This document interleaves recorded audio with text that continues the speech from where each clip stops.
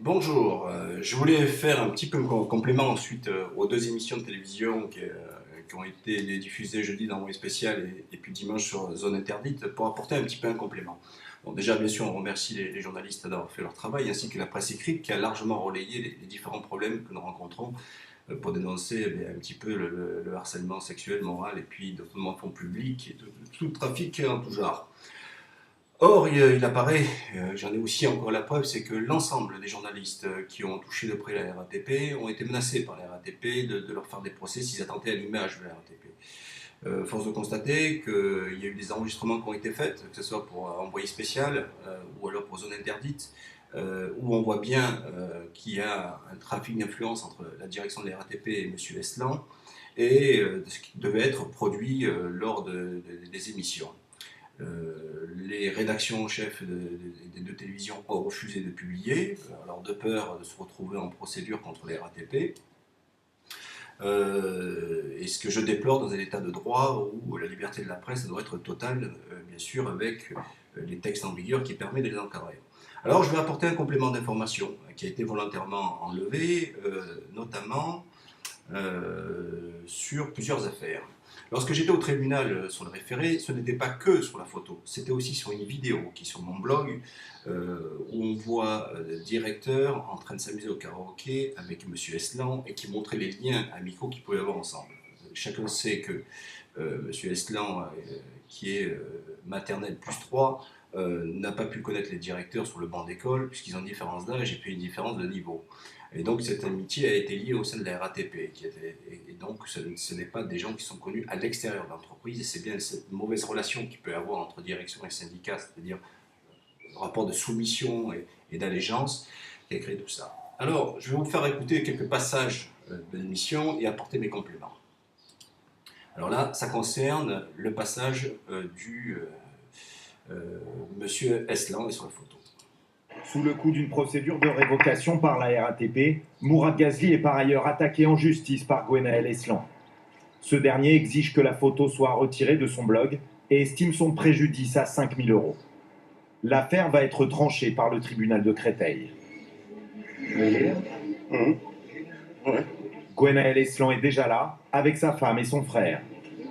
Nous le sollicitons à nouveau pour qu'il réagisse aux accusations qui pèsent sur lui. Franchement, de rien, je suis journaliste pour. Il est en train de me filmer, votre collègue? Justement, je viens vous demander l'autorisation. On va discuter un peu. On peut discuter, mais... En aparté, Gwenaël Eslan va tout de suite s'en prendre à Mourad Ghazli.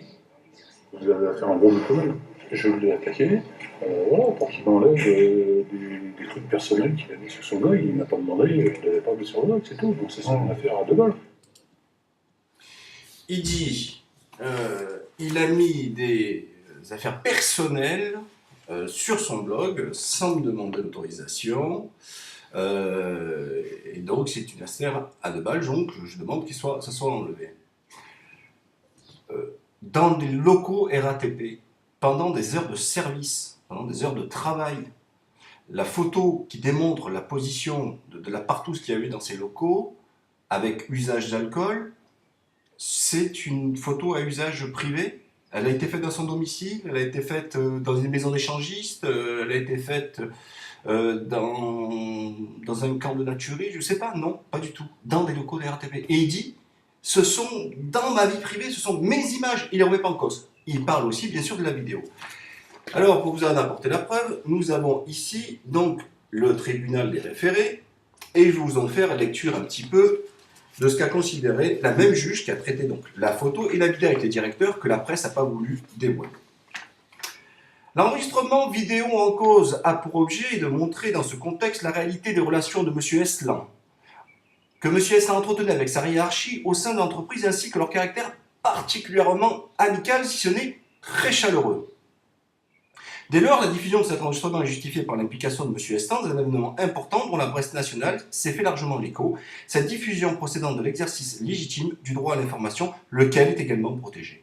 Dans ces conditions, l'existence de l'obligation en réparation est sérieusement contestable, il n'y a pas lieu à référer, l'équité justifie que M. Eslan soit condamné à verser à M. Ghazli la somme de 1 500 € au titre de l'article 700 du Code de procédure civile, comme ici comme à la procédure légalement. Le juge a référé Et vous pouvez tous vous le procurer auprès du tribunal, rendu par le numéro 11 /01410 section référée du 18 novembre 2011, affaire Eslan contre Ghazli.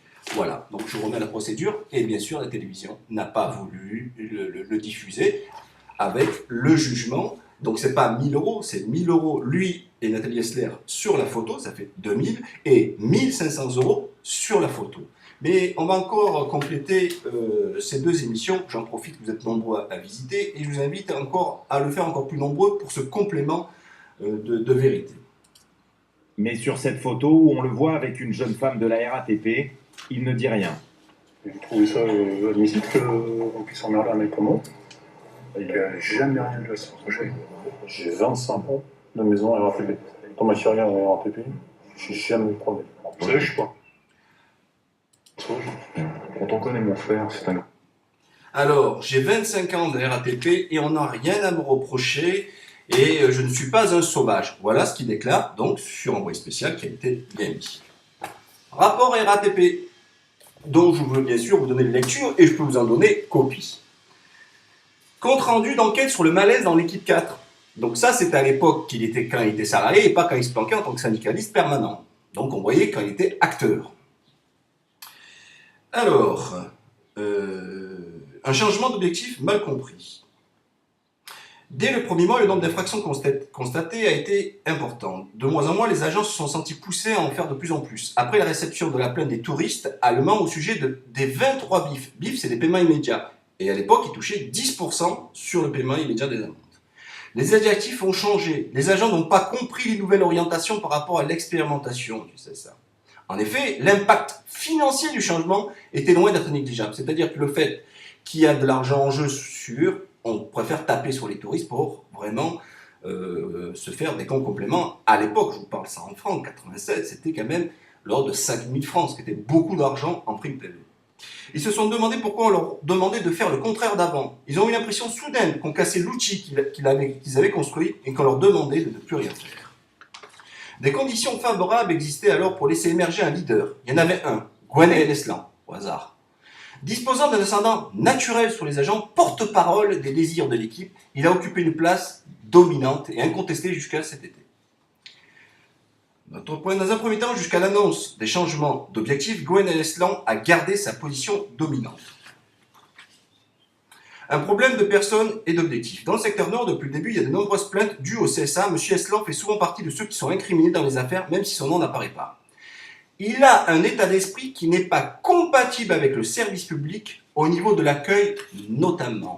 Je répète, il a un état d'esprit qui n'est pas compatible avec le service public.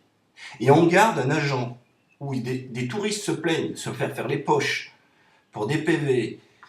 Il n'est pas sanctionné, rien. Et lui, il dit non, j'ai 25 ans d'entreprise, on n'a jamais eu à se plaindre de moi. Vous apprécierez. Au début des affaires et des plaintes ont été plus nombreuses et ont créé une vraie scission entre la 4 et les CSA. À propos de ces plaintes, les voyageurs ne contestent pas leurs fautes, mais les méthodes utilisées. Il existe un certain degré de dangerosité dans leur attitude. Le risque que les contrôlants agressifs, pour certains, s'en prennent aux agents de station n'est pas nul. Donc ça veut dire qu'en plus, ils mettent en danger les autres collègues de leur comportement qui était justement un degré de dangerosité de leur attitude. Et bien sûr, je peux continuer comme ceci pendant un petit moment. J'ai aussi encore un autre rapport de séance avec Stekolo Tadilo qui lors d'un CHT où il traite de connards et compagnie, des membres de l'encadrement qui lui faisaient résistance, monsieur Jean-Michel François par exemple, et d'autres, où des propos obscènes ont été à leur encontre et naturellement toujours pas de sanctions. Donc on multiplie comme ça les affaires. Et la direction préfère se dire aujourd'hui que je salis l'image, que c'est moi en fait la bête noire. Et je rappelle que si ça touchait votre femme, votre fille, votre mère, est-ce que vous préférez avoir à côté de vous un Mourad Ghazli qui dénonce ou alors, comme de nombreux syndicalistes ou d'autres, préfèrent se planquer. La question, pour moi, elle est claire. Lorsqu'on ça touche une femme, je ne peux que chaque fois me poser la question, et si ça touchait une personne de ma famille, est-ce que j'aimerais qu'à côté il y ait des gens qui puissent les épauler et les aider? Moi, mon choix il est clair, mais à vous aussi de le faire. Donc voilà, c'était des compléments que je voulais apporter, qui hélas n'ont pas été diffusés, je le regrette fortement, ainsi que de nombreuses preuves de magouille. Peut-être qu'un jour, écoutez, on reviendra à la raison, mais pour l'instant, je le déplore. Le combat continue, il y a d'autres journalistes qui travaillent encore sur d'autres sujets, il y aura encore des prochains feuilletons, puisqu'on découvre au fur et à mesure certains dysfonctionnements, et puis celui qui a promis le changement c'est maintenant, on l'attend avec impatience. Merci, à bientôt au prochain journal. N'oubliez pas, envoyez des mails, ça fait toujours plaisir. Et puis encore un grand merci à vous tous, et notamment tous celles et ceux qui ne sont pas de la RATP, mais qui ont manifesté sur le plan humain de s'associer à notre combat et à mon combat. Merci et à bientôt.